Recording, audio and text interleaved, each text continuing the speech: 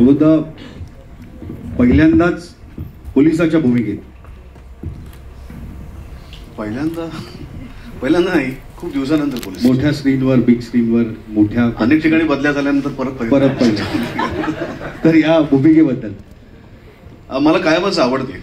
मला असं वाटतं की कदाचित कुठेतरी लहानपणी माझं स्वप्न होतं पोलीस व्हायचं, तर अशा निमित्ताने ते पूर्ण होतं, हा आनंद आहे.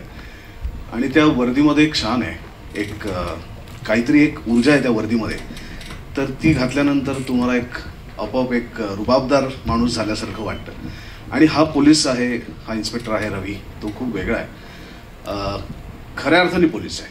म्हणजे जोपर्यंत त्याच्या हातात पुरावा सापडत नाही तोपर्यंत कोणावरही विश्वास न ठेवणारा आणि त्या घटनेच्या मुळापर्यंत जाऊन त्याचा शोध घेणारा असा तो आहे.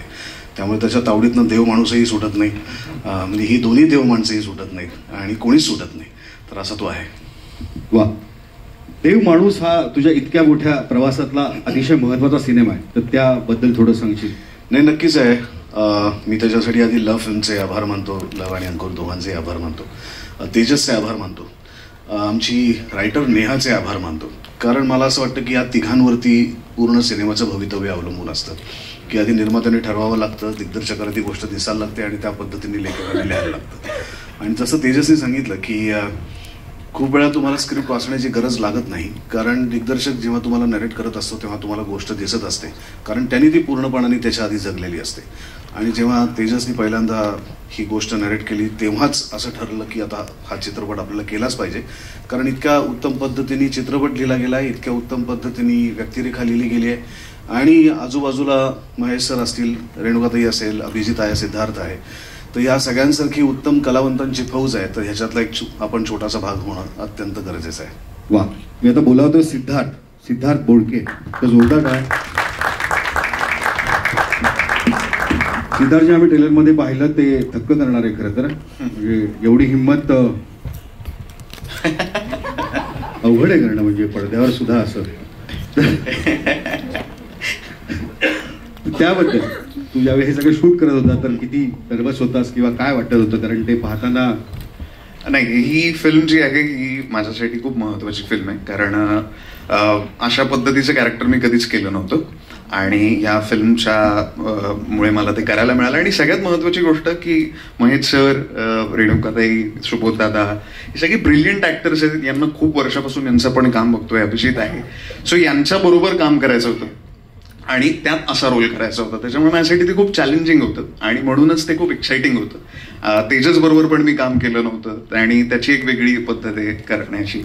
सो मला ना सगळ्याच गोष्टी, मी नर्वस नव्हतो निश्चित, पण मी खूप एक्सायटेड होतो.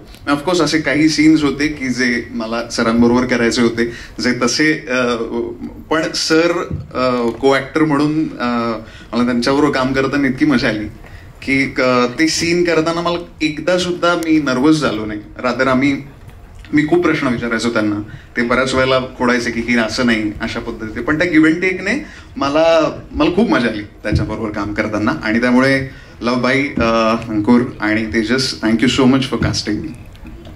थँक्यू. म्हणजे हा अनुभव आहे तुझं. नर्वस म्हणजे आम्हालाच वाटलं होतं की सिद्धार्थला असा प्रश्न विचारावा की आम्हाला वाटलं होतं की तू नर्वस वगैरे झाला असेल किंवा काय.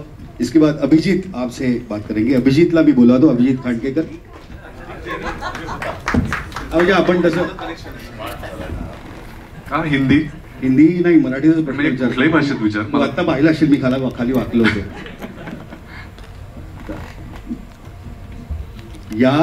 त्यात तुझी भूमिका पाहिली आणि खूप वेगळी अशी ती भूमिका वाटतीये, तर त्याबद्दल तू काय सांगशील? मला असं वाटतं तेजस एक दिग्दर्शक म्हणून विजन आणि त्याचं आपण कौतुक यासाठी करायला पाहिजे की जो कलाकार म्हणून जसा आहे, इमेज त्याची जशी दिसते लोकांना, तसं घ्यायचंच नाही असं त्याने ठरवलं होतं की रेणुकाताईंचं कॅरेक्टर सोडता.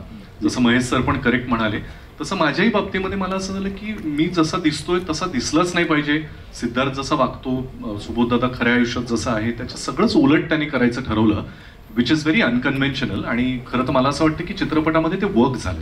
त्यामुळे माझ्या लुकपासून मी किती वेगळा दिसलो पाहिजे, वेगळा असलो पाहिजे याची गणितं त्याच्या आधीपासून क्लिअर होती. आणि मला उलट असं बरं वाटतं की बऱ्याचदा कलाकार खूप भुकेलेले असतात, आपण वेगळं दिसावं, वेगळं काहीतरी करावं. पण दिग्दर्शकाने ते आधीपासूनच इतकं क्लिअरली ठरवलेलं होतं की मला उलट आनंद वाटला की माझ्यासाठी इतका विचार करून माझ्या भूमिकेबद्दल त्याने आणि प्रत्येकाच्याच. त्यामुळे या चित्रपटाचा भाग होताना मला फार आनंद वाटतोय आणि हे माझं सौभाग्य आहे की इतक्या उत्तम टीम बरोबर, इतक्या उत्तम दिग्दर्शकाबरोबर, लव सर, अंकुर सर यांच्याबरोबर पहिल्यांदा जेव्हा ते मराठीत पदार्पण करतायत, नेहाचं पहिलं काम आहे, रोहन रोन यांचं संगीत आहे, या सगळ्याच टीमचा भाग होणं is a very delightful thing. आणि सगळ्यात महत्वाची गोष्ट आपल्या बोलण्यात अजून आली नाही म्हणून मला सांगावीशी वाटते, माझ्यातला निवेदक बहुतेक अजूनही जागा आहे म्हणून ते येत आहे बाहेर. या चित्रपटाच्या निमित्तानं तुम्ही फक्त पोस्टर जरी पाहिलं आणि त्याच्या बाजूला तेजसला उभं केलं तर तुमच्या लक्षात येईल एका वेळेला सेटवर 4 डिरेक्टर होते. बरोबर. इथे उपस्थित असलेले सगळे उत्तम कलाकार आहेतच, पण हे सगळे दिग्दर्शक आहेत. रेणुकाताई असतील, सुबोध दादा असेल, महेश सर तर सगळ्यांना कल्पनाच आहे, आणि तेजस. त्यामुळे विचार कर, कुठलाही सीन आधीपासून किती प्रोसेस होऊन, त्यात बदल होऊन तो जास्तीत जास्त चांगला कसा व्हावा. हेच मी म्हणणार होतो. मध्ये मध्ये मी 2 दिवस हॉलिडेलाही जाऊन आलो, सीन्स होत होते, काही प्रॉब्लेम नव्हता. सो त्यामुळे हे सगळी मोठ बांधणं त्याच्यासाठी कठीणही होतं. आणि त्यामुळे तुम्ही विचार करू शकता की जे प्रॉडक्ट आपण चित्रपट म्हणून, कथा म्हणून बघणार आहोत ते किती इंटेन्स आणि तयारी होऊन, तावून, सुलाखून आलेलं असेल. पण तू एक विचारलं नाहीस की कोणीच कोणाबरोबर काम केलं नाही, पण आम्ही काम केलं एकत्र. हो, ते मग विचारलं पाहिजे. We go long back. थोडक्यात सांगतो मी अगदी.